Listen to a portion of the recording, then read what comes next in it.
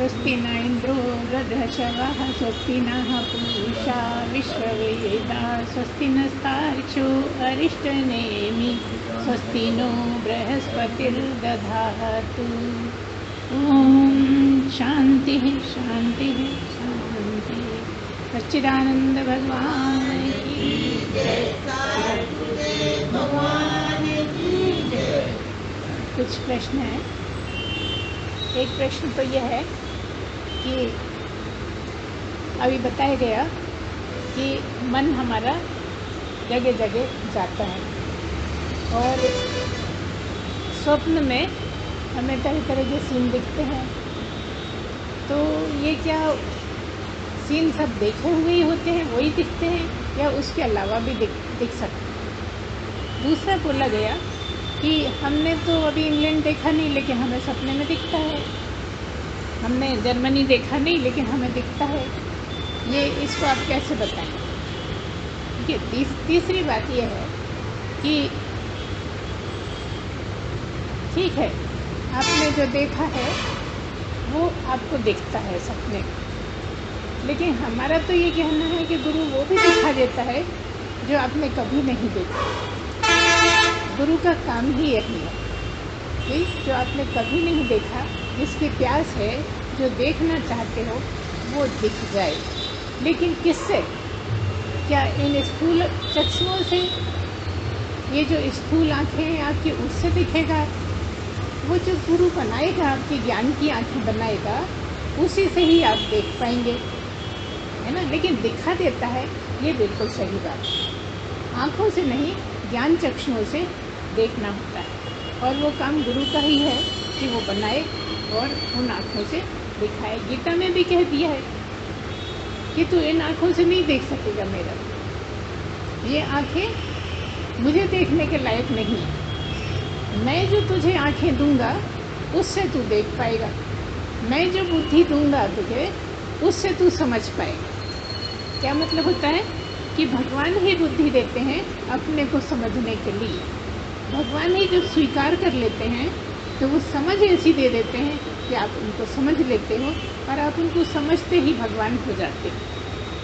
ठीक है ना। हालांकि ये सब बात की थी, लेकिन कुछ प्रश्न ही ऐसे रखे गए। अब हम शुरू करेंगे। आपने कहा कि स्वप्न में हमें वही दिखता है जो हमने कभी देखा हुआ है। बात सही है। बात यह है कि जो भी आपके चित्त में पड़ा होगा वो आपको दिखेगा, और चित्त में केवल वही पड़ा होगा जो आपने देखा है। हम भगवान का स्मरण क्यों करते हैं? हम भगवान का स्मरण इसलिए करते हैं कि वो चित्त में भर जाए, क्योंकि चित्त में जो जो पड़ा है वही बार बार दिमाग में आता है और हम भगवान को भूल जाते हैं। क्या होता है हमारे साथ कि चित्त में हमने बहुत सारे रिश्तेदारों को भर रखा है, बहुत सारे आदमियों को भर रखा है, आदमियों ने महिलाओं को भर रखा है, तो जब देखो तब वही खड़े हो जाते हैं। जो चित्त में भरे पड़े हैं वही खड़े हो जाते हैं। कहाँ? समझ में, जागते में भी उन्हीं की याद आती है, उन्हीं का स्मरण होता है, और सोते में भी उन्हीं के सीन दिखते हैं जो इन स्थूल आँखों ने देखा हुआ है। और एक बात और विशेष कि जो याद आती है जागते में वो इसी जन्म का है, क्योंकि पिछले जन्मों का हमें कुछ याद नहीं है। पुरानी बातें हमें कुछ भी याद नहीं है। इस जन्म से पहले का जन्म, 10 जन्म पहले, 5 जन्म पहले, 100 जन्म पहले का कुछ हम इस जन्म में नहीं याद कर पाते। लेकिन क्योंकि वो मस्तिष्क में पड़ा है, वो हमारे चित्त में पड़ा हुआ है, इसलिए स्वप्न में वो सीन भी दिखते हैं जो हमने इस जन्म में नहीं देखे हैं। और फिर हम कहते हैं कि ये तो हमने कभी देखा ही नहीं, पता नहीं कहाँ चले जा रहे थे, ऐसी ऐसी जगह थी, अंधेरी गुफा थी, वहाँ फलाने साधु मिले, ऐसा हुआ वैसा हुआ, तो ये हमें कहाँ से दिख गया?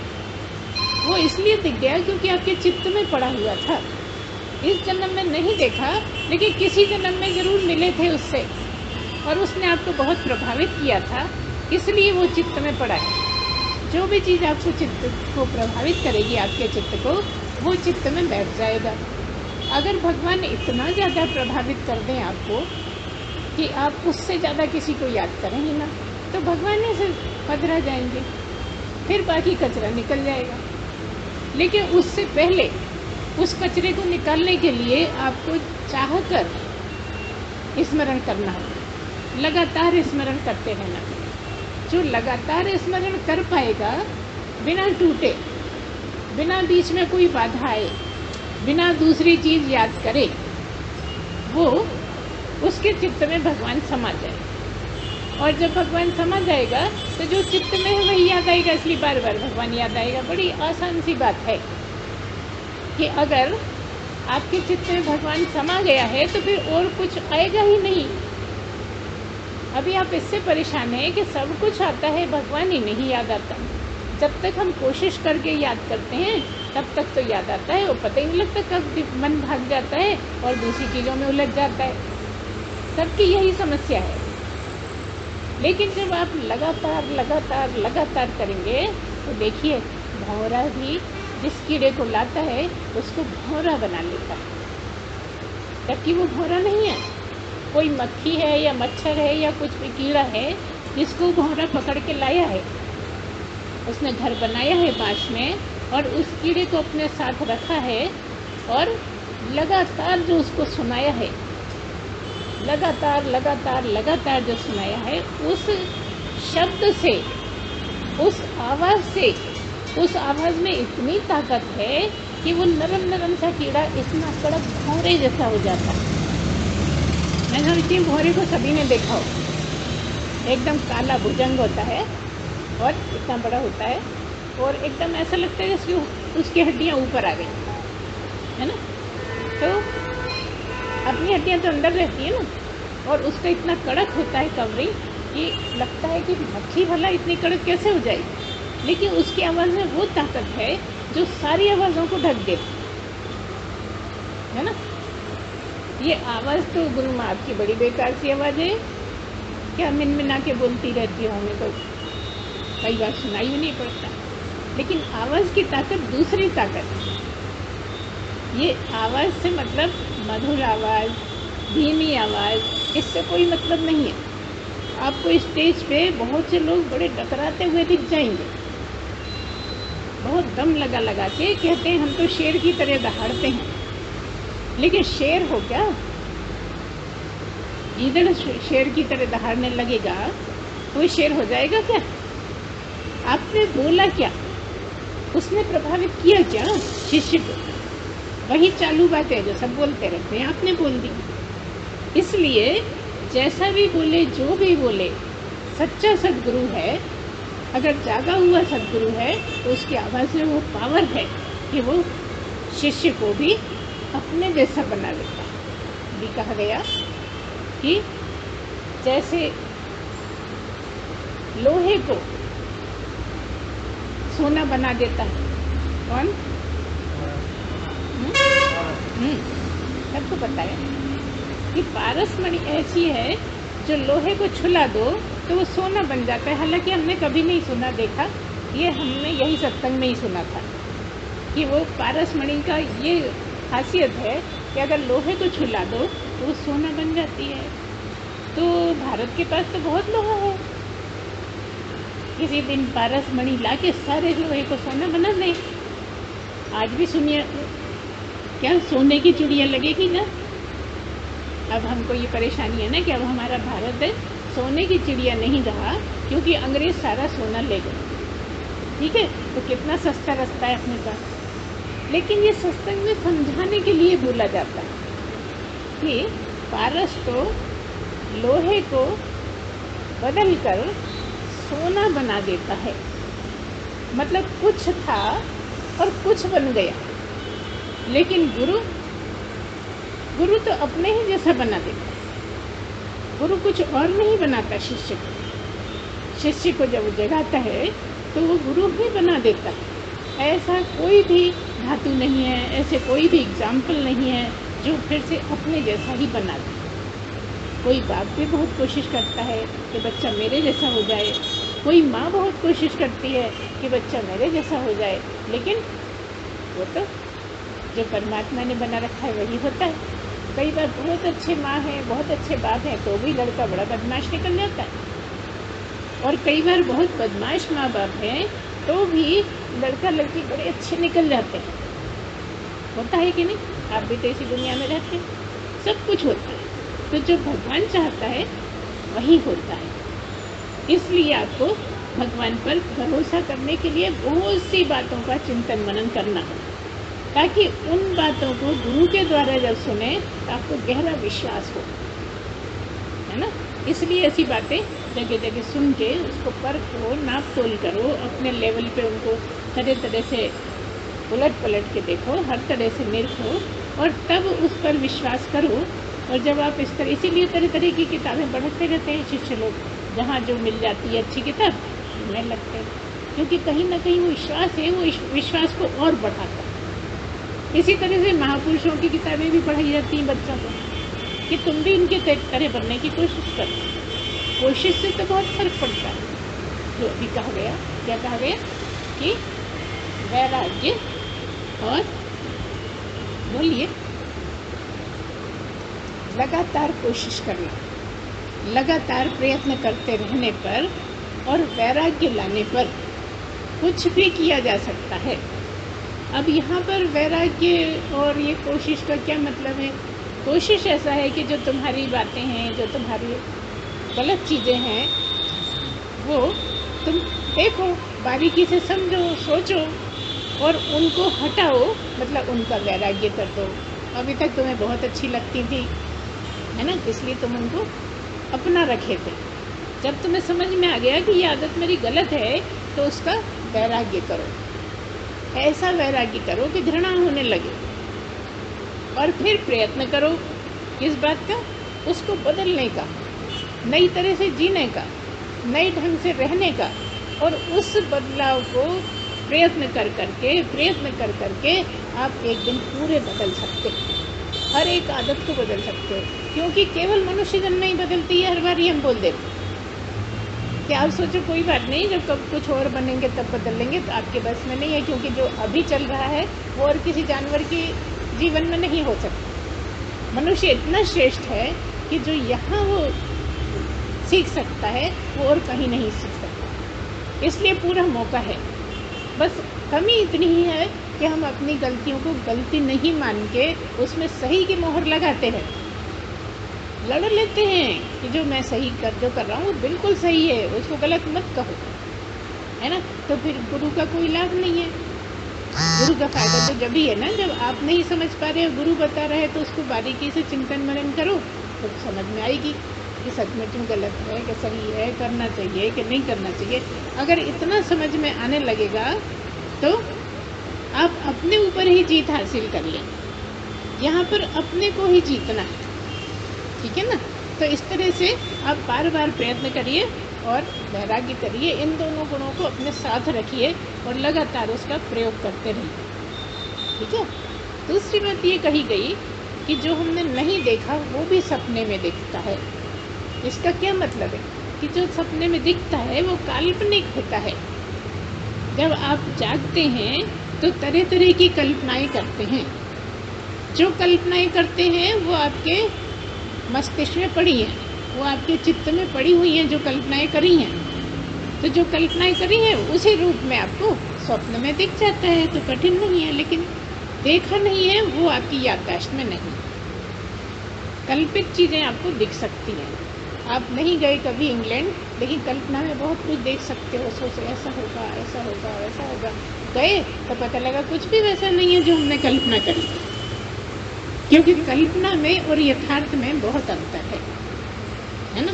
यथार्थ यथार्थ है और कल्पना कल्पना है। आप भगवान के लिए भी कल्पनाएं बहुत करते होगे, लेकिन जब पाओगे, जब जानोगे, जब समझोगे तो लगेगा कि ये तो बिल्कुल उससे अलग है जो हमने कल्पनाएं करी थी।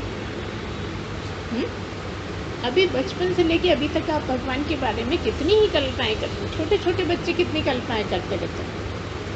भगवान भगवान, कैसा भगवान, कहाँ भगवान, वही मंदिर वाला भगवान, वो तो हम रोज देखते हैं, है ना। अब मंदिर वाला भगवान तो मंदिर में ही रहता है, कोई हमारी गलतियां देखने थोड़ी आएगा। कल्पना में ऐसा रहता है ना लोगों को, कि भाई जिसके मन में जैसी मूर्ति बनी हुई है, जैसे भाव बने हुए हैं, जैसे विचार आते हैं, वही समाये रहते हैं। इसीलिए बार बार प्रयत्न करना होता है। बार बार प्रयत्न करते करते भगवान स्वयं ही अपना परिचय कराते हैं। भगवान का परिचय कोई नहीं करा सकता। जो मनुष्य रूप है वो कोई नहीं करा सकता। तो सद्गुरु कैसे कराता है? सद्गुरु जब ही कराता है जब भगवान के रूप में होता है। सद्गुरु जब ब्रह्म के रूप में होता है, जब उसकी वाणी वही निकलती होती है परमात्मा की, जब परमात्मा की पूरी तरह बस में होता है, तभी परमात्मा ही सामने वाले को जगा देते हैं, है ना। हम भला क्या चीज़ है ना। इसलिए आपको इतना ज़्यादा बार बार प्रैक्टिस करनी है, इतनी प्रैक्टिस करनी है कि वो सब समा जाए आपको और कुछ बचे ही नहीं। और यही हम चित्त खाली करने की बात कहा करते हैं कि अभी चित्त में जो दुनिया भर का कचरा भरा हुआ है, आप कहते कैसे निकालें? वो तो लौट फेर के वही याद आ जाता है। निकालने का यही तरीका है कि आप अनवरत भगवान की याद करिए। जो अनवरत भगवान की याद कर सकता है, उसके मस्तिष्क में भगवान समा भी सकता है। होगी परेशानी, आएगा बीच बीच में। आप कहोगे नहीं हमने सारे दिन याद करा, लेकिन आपको पता ही नहीं है कि कब आपकी चैन टूट गई। आपको लगता है कि हमने सारे दिन करा, लेकिन जिस समय नहीं किया उस समय आपका ध्यान ही नहीं गया कि मैं उधर से बहक गया। क्योंकि उसके लिए बहुत शुद्ध मन चाहिए, बहुत ही शुद्धि चाहिए, तब लगातार बनता है, इसका तार बनता है। नहीं तो तार टूट जाता है। इसलिए ये दोनों ही आवश्यक हैं कि आप प्रैक्टिस भी करिए, बार बार प्रयत्न करिए, बार बार रिपीट करिए। और जिन चीज़ों से लगाव है और आप जान गए हैं कि वो गलत हैं, वो मुझे ठीक नहीं लगते, शोभा नहीं देते, उनको आप त्याग दीजिए। जब मन से त्यागेंगे तो बिल्कुल छूटेगा। आप मन से लगाए रखते हैं, ऊपर सोच लेते हैं कि अब नहीं करूँगा, लेकिन मन से जब तक लगा रहेगा तब वही होएगा जो आपको मन को भाता है। मन को भाना बंद हो जाए, मन को भगवान भाने लगे, परमात्मा ही भाने लगे। अभी हमने एक दिन बोला था कि तुम सबको प्यार करते हो, लेकिन परमात्मा को प्यार करने का तुम्हारे पास कोई खाना ही नहीं है, कोई कोना ही नहीं है तुम्हारे मन में। सबको जगह दे रखी है, नानी नाना को, दादा दादी को, दोस्तों को, सबको, अपने सहेलियों को, सबको ही आपने यह जगह रखी, लेकिन भगवान के लिए कोई कोना नहीं। जैसे बहुत से लोग होते हैं बड़े बढ़िया मकान बनाते हैं, कई मंजिल के बहुत जोरदार मकान बनाते हैं, लाखों करोड़ों पैसा खर्च कर देते हैं। फिर लोगों से कहते हैं हमारा मकान देखने आओ, कितना अच्छा बनाया। सब कुछ के लिए जगह है, वॉशिंग मशीन के लिए 2-2 3-3 टीवी लगे हैं हर कमरे में, हर चीज़ उपलब्ध है, लेकिन भगवान के लिए कोई कोना खाली नहीं है। इसी तरह से आपके मन में भी जगह नहीं। मन में एक छोटा सा कोना भगवान को दो, धीरे धीरे उस कोने का विस्तार करते जाओ, सब कचरा फेंकता जाए और भगवान ही धीरे धीरे पूरे घर को संभाल ले। आपका जो मन रूपी कमरा है वो इतना बड़ा हो जाए कि बस भगवान ही भगवान रहे और सारी चीज़ें फेंक जाए। उसमें जो तुम्हारे घर की वॉशिंग मशीन है वो तुम्हारे चित्त में पड़ी है ना, चित्त में रख के क्या करो? चित्त में कपड़े थोड़ी धुलेंगे हैं, उसको घर में रहने, ठीक है ना। मिक्सी है, उसको घर में रहने तो किचन में काम आ जाएगी। सब चीज़ें जो आपने दिमाग में भर रखी हैं, चित्त में भरने रखी हैं, तो वो आपको डिस्टर्ब करती रहती हैं। अगर मान लीजिए आपकी मिक्सी नहीं चल रही है तो आप भगवान के स्मरण करते करते अरे मिक्सी सुधरवानी है ना, लगेगा कुछ भी याद आ जाए, कहीं का भी याद। तो ऐसा स्वभाव बन जाए कि अपने सब काम निपटा लिए और उसके बाद जो हम भगवान के स्मरण में बैठे, ध्यान में बैठे, तो फिर हमें कुछ याद ना आए। ये आपको प्रयत्न पूर्वक करना पड़ेगा, कभी ऐसा समय निकालना पड़ेगा, दिन में, रात में, जब चाहो जब निकाल सकते हैं, है ना। चलो सारे दिन समय नहीं मिलता, सोने के टाइम तो निकाल सकते हो, अच्छा तुम कहोगे अरे सब लोग घर में रहते हैं, सोने के टाइम कहाँ हम बैठेंगे, सब कहेंगे अच्छा बड़ी भक्त बन गई है, बड़ा भक्त हो गया है, ये तो बहुत दिखाता है ना, इसलिए हम नहीं कर पाते। तो हम कहते हैं सोते तो हो ना, लेटते तो होगे बिस्तर पे, और मन होता होगा तो ओढ़ भी लेते होगे, और मन नहीं होता हो तो ओढ़ के पड़ जाओ, और बस हो जाओ शुरू। इसलिए कहावत की गई है ठाड़े बैठे पड़े उताने, कहीं कबीर हम उसी ठिकाने में रहना सीख जाओ। चाहे खड़े हो तो, बैठे हो तो, लेटे हो तो। अब सोने का हम नहीं कहेंगे, सोने में तो कुछ भी अब नहीं आता, सोने में तो पता ही नहीं है, लेकिन भरा रहता है। अगर सोने से पहले आप याद करते होते हैं तो सोने में भी वही भरा रहता है, भले हमें याद ना आता हो, लेकिन इसका सबूत ये है कि उठते टाइम याद आता है, तो इसका मतलब रात भर याद रहा है ना। तो मानना ही पड़ेगा कि रात में जो चीज़ हम सोच के सोए, याद करके सोए, वो जब सुबह उठे तो सबसे पहले वही याद क्यों आया? क्योंकि रात भर उसके अलावा और कोई बात नहीं आपको डिस्टर्ब कर। इसलिए सोते समय का याद करना आपके लिए बहुत ज़्यादा काम का है, बहुत बहुत बहुत काम का। तो अगर आप दिन भर समय नहीं दे पाते, दिन भर आपको टाइम नहीं मिलता, वैसे तो हमने बोल दिया है कि काम करते भी करिए, तो कोई पूछेगा थोड़ी तुम मन में क्या सोच रहे हो, कोई पूछता है तुमसे कि खाना बनाते में क्या सोच रहे हैं, झाड़ू लगाते में क्या सोच रहे हैं? आपको झाड़ू लगा रहे हैं, सोच क्या रहे? तो हम कह रहे सोचो, झाड़ू लगाते में भी सोचो, खाना बनाते में सोचो, पानी भरते में सोचो, जूठे बर्तन उठाते में भी सोच लो, हमने माफ़ कर दिया, ठीक है। झाड़ू बर्तन तो एक ही बात, तुमको ऐसे गंदे काम में आप ऐसी बात सिखाती हो। नहीं, वो मन कर रहा है, ये हाथ कर रहे हैं, ये बाहरी काम है, और भगवान का स्मरण अंदरूनी काम है। जो अंदर समा गया वही बाहर भी रहे, ऐसा कुछ हो जाए, है ना। तो ये चमत्कार आप ही कर सकते हैं, और किसी के बस की नहीं है कि और कोई जानवर कर ले ये चमत्कार, उसके बस की नहीं है, वो जानता ही नहीं भगवान क्या है, भगवान किस चिड़िया का नाम है, भगवान क्या होता है, कोई जानता है क्या? आप अपने घर जाके कुत्ते से पूछने लगो, क्यों बेटा, भगवान को जानता है? बाकी सब क्या देगा, उसे कहोगे ये ले आओ, उठा के ले आएगा, मुँह से थैली उठा लाएगा, जो भी सिखा दोगे सब कर लेगा, लेकिन उससे भगवान की बात करोगे तो वो क्या समझेगा? गाय बकरी समझ जाएंगे, हैं? किसी के यहाँ गाय पली होगी वो समझ जाएगी, है ना। कोई जानवर नहीं समझ सकता, केवल मात्र एक मनुष्य ही ऐसा है जिसको भगवान से परिचय हो सकता है पूरी तरह। और कैसा परिचय हो सकता है कि भगवान मुझसे अलग ही नहीं,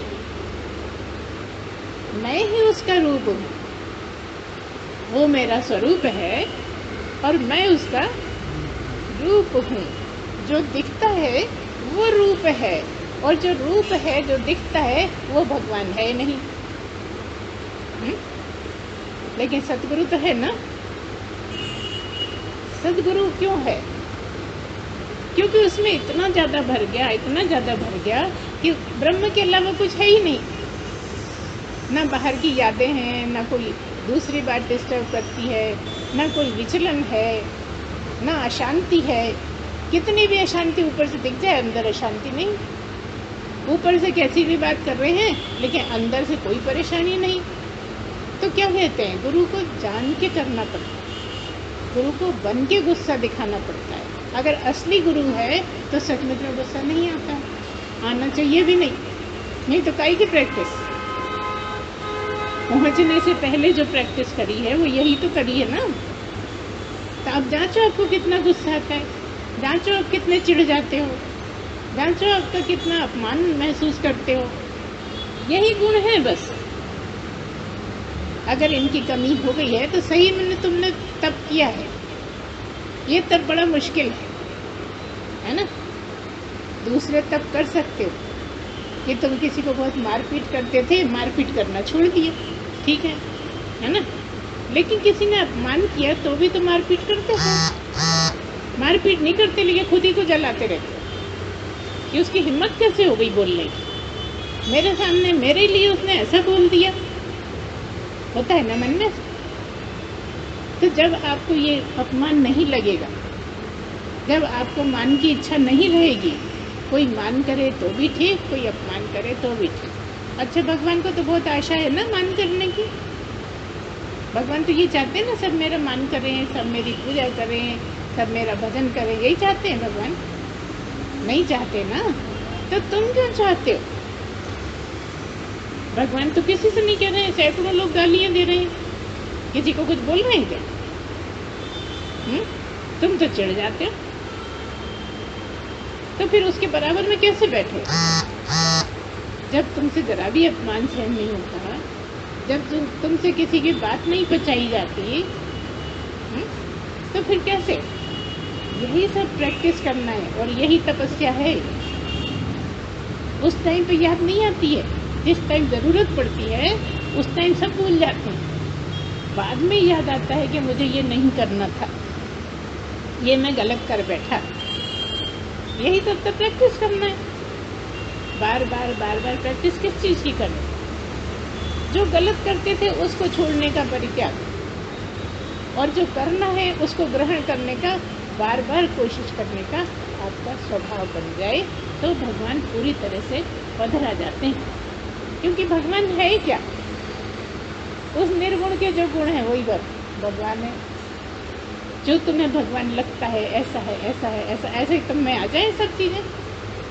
तुम सोचो कि भगवान में क्या क्या है। भगवान तुम्हें क्यों अच्छे लगते? तुम भगवान क्यों हो जाना चाहते हो? क्या चीज है जो तुम्हें अच्छी लगती है भगवान की? भगवान कृपालु है ना, तुम कृपालु हो। भगवान दयालु है, तुम दयालु हो। है?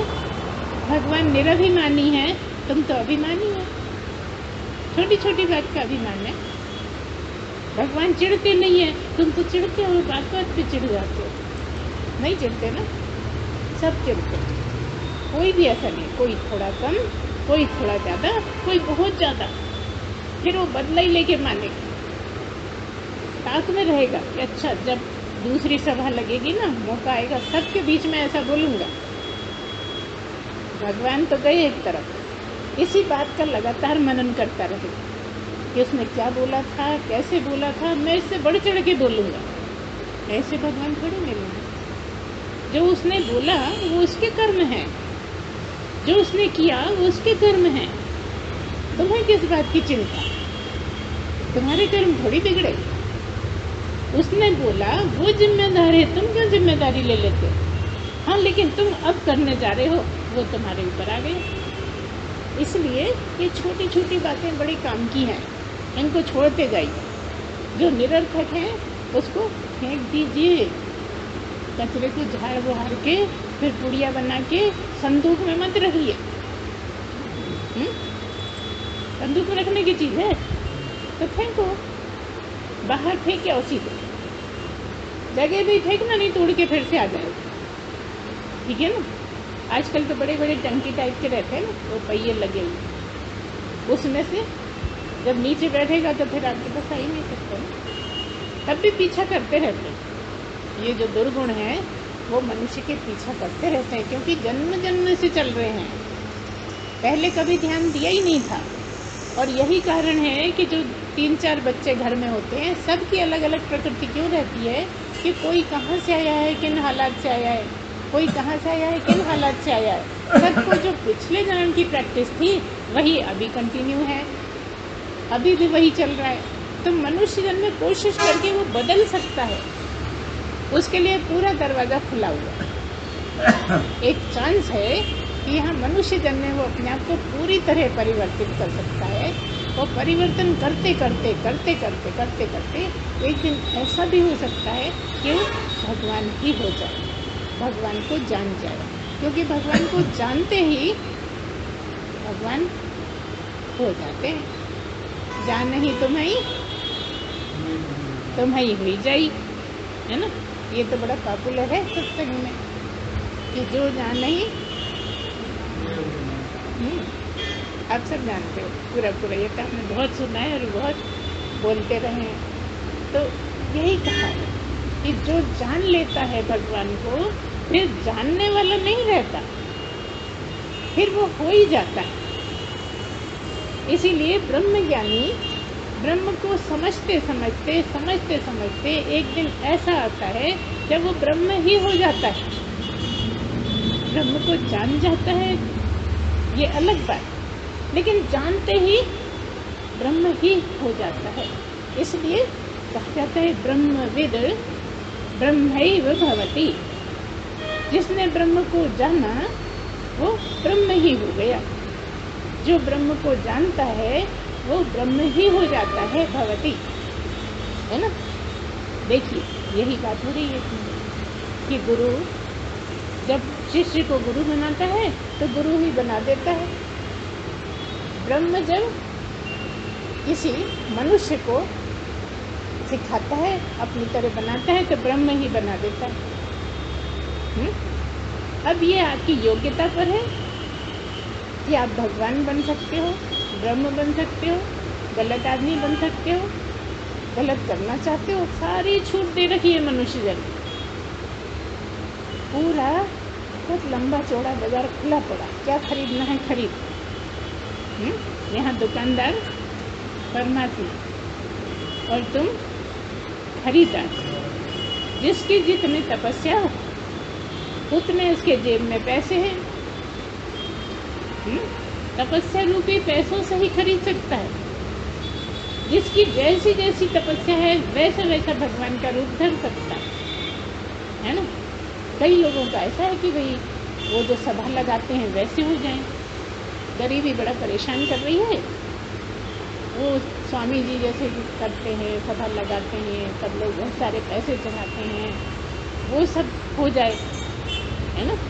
वो भी हो जाता है, वो जरा आसानी से हो जाता है, वो कम तपस्या में हो जाता है, उसके कम पैसे लगते हैं। लेकिन भगवान होने के जरूर ज़्यादा पैसे लगते हैं और ब्रह्म होने के सबसे ज़्यादा। तो जिसने सबसे ज़्यादा परित्याग किया, जिसने सबसे ज़्यादा तप किया, जिसने सबसे ज़्यादा अपने आप को सुधार लिया, वो तो ब्रह्म ही हो जाएगा। मतलब उसमें कुछ बचा ही नहीं। ब्रह्म में कुछ भी नहीं होता ना, न शरीर होता, न गुण होते, न आकार होता, सब में कुछ कुछ है, लेकिन ब्रह्म में कुछ भी नहीं है।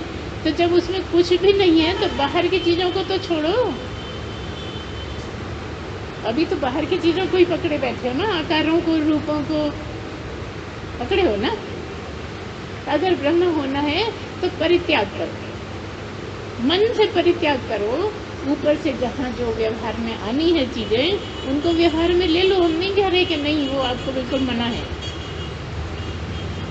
सबको जो जो जरूरत है, शरीर को पानी की जरूरत है, पानी दे दो। खाने की जरूरत है, खाना दे दो। फल की जरूरत है, फल दे दो। दवाई की जरूरत पड़ रही है, दवाई दे दो। लेकिन तुम्हें ना फल चाहिए, ना दवाई चाहिए, ना खाना चाहिए, ना पानी चाहिए और ना हवा भी चाहिए। कुछ भी नहीं चाहिए, वो हो तुम। क्योंकि तुम आकाश में भी हो, वायु में भी हो, है ना। ज्यादा अच्छा तो ये है कि ये कहा जाए कि तुम आकाश हो, तुम वायु हो, तुम अग्नि हो, तुम जल हो और तुम ही पृथ्वी हो। सब कुछ तुम ही हो, तुमसे अलग कुछ है ही नहीं। जब तुमसे अलग कुछ नहीं रहा तो तुम ही तुम, ब्रह्म, ब्रह्म ही ब्रह्म तुम, है ना। फिर ब्रह्म और तुम में फर्क नहीं बचा। तो जब पाओगे, जब अपने आप को जब पाओगे तो क्या क्या पाओगे कि मैं ही ब्रह्म निकला। मुझसे छोड़ के वो जो मंदिर में बैठा है वो नहीं, जो और लोगों में बैठा है वो नहीं। ये बात अलग है कि सब में दिखने लगेगा, लेकिन आप ही ब्रह्म है ऐसा ही जानोगे जब जानोगे। और जब जान लोगे तो जानने को कुछ बचेगा नहीं। जब ब्रह्म को जान लिया तो ये क्यों कह देते हैं कि कुछ जानने को नहीं बचे? क्योंकि जो है सब ब्रह्म है। कुछ उससे अलग हो तो जानने को बचे, है ना। जब ब्रह्म से अलग कुछ है ही नहीं तो बचा क्या? इसलिए कह दिया जानने को कुछ बचता ही नहीं। एक ब्रह्म, सारा कुछ एक अकेला ब्रह्म। जो भी आपके दिमाग में आए सब ब्रह्म ही ब्रह्म, ब्रह्म के अलावा कुछ भी नहीं। ऐसे हो तुम वही हो जिसकी इतनी देर से बात हो रही, उससे जरा भी भिन्न नहीं हो, है ना। उससे भिन्न होते तो कैसे हो पाते। तुम हो ही वही, अभी भी वही हो, पहले भी वही थे, आगे भी वही रहने वाले हो, बस समझने की ही देर लग रही है। तुम में कोई परिवर्तन नहीं आना है, तुम सदा से एक रस ही हो। तुम में कभी परिवर्तन आया ही नहीं, ना आ सकता, ना भविष्य में आएगा। तुम तो जो हो बस वही हो, बाकी सब आता जाता रहता, सब बदलता रहता है। दिन बदल जाते हैं, समय बदल जाता है, रूप बदल जाता है, हर चीज बदलती रहती है। अगर कुछ नहीं बदलता तो तुम नहीं बदलते, वो हो तुम ब्रह्म। ब्रह्म को जानने का प्रयत्न करो, है ना। इसलिए लगातार ब्रह्म के लिए तप करो, यही तप है। आप तप से डरो मत कि पता नहीं क्या तप करना पड़ता होगा भाई, 8 दिन का उपवास नहीं बता दें लगातार, है ना, 15 दिन पानी नहीं पीना, ऐसा नहीं बता, कुछ नहीं। सब इसकी भूख प्यास है, ब्रह्म की कोई भूख प्यास नहीं। और तुम ब्रह्म हो तो फिर तुम्हें चाहिए क्या। कोई निश्चित जगह नहीं चाहिए तुम्हें, कोई निश्चित कपड़े नहीं चाहिए तुम्हें, है ना, कुछ भी निश्चित नहीं चाहिए। जो हो बस वही हो, जो हो उसी में रहना आ जाए तो तुम जान जाओ कि तुम क्या हो, है ना। तो मुश्किल नहीं है, बड़ा सरल है। और हम हैं आपके लिए बताने वाले, हर तरह की मुश्किलों को आसान करने के लिए यहाँ इसीलिए बैठे हैं। ये आपका कुछ भाग्य ही चमका है जो आपको सद्गुरु मिला है ना। कुछ ना कुछ तो अच्छा होना है जीवन में, तभी तो, ठीक है। तो इस पर विश्वास करिए, आगे चलिए, बाकी सब आपको मिलता जाएगा जो भी आप चाहेंगे, ठीक है ना।